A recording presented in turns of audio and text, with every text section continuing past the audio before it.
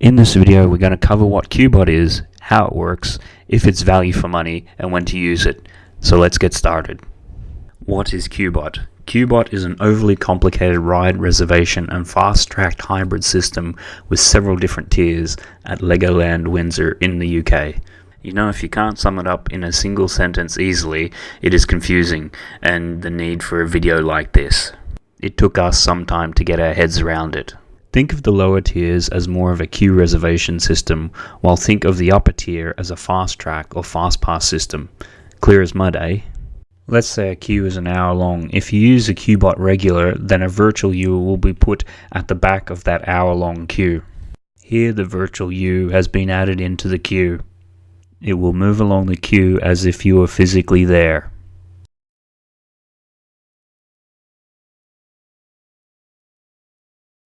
After an hour, the virtual Qbot U has gotten to the front of the queue.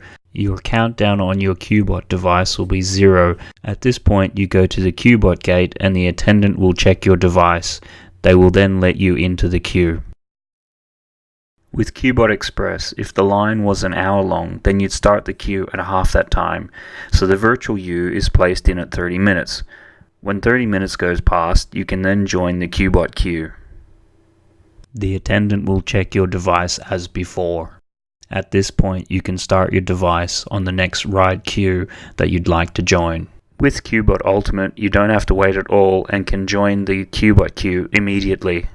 Notice I've said you join the Qbot queue and not get instantly onto the ride. You'll be queuing with others who have also been using Qbot. For some rides, the Qbot system puts you right close to the front of the line. For other rides, it puts you 2/3 of the way into the queue. For example, Ninjago and Laser Riders. For these rides, you might still have another 20 to 30 minutes in the queue before you actually get onto your ride.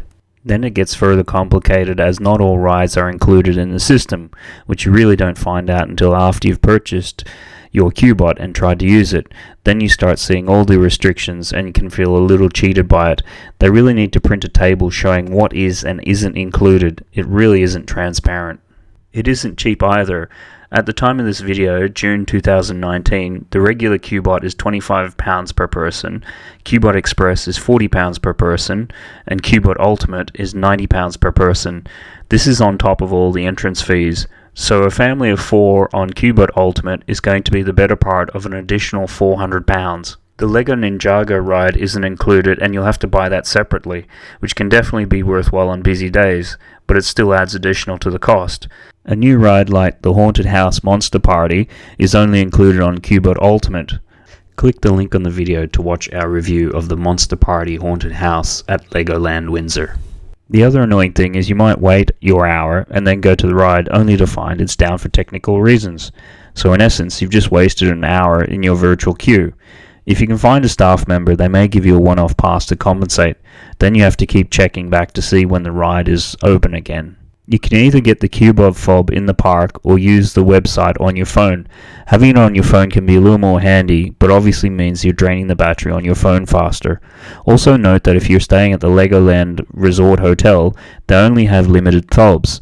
At 10 AM they'd run out and you have to go back to the main entrance on the other side of the park. This queue for fobs can actually be quite long, so you're actually queuing to avoid queuing. More walking.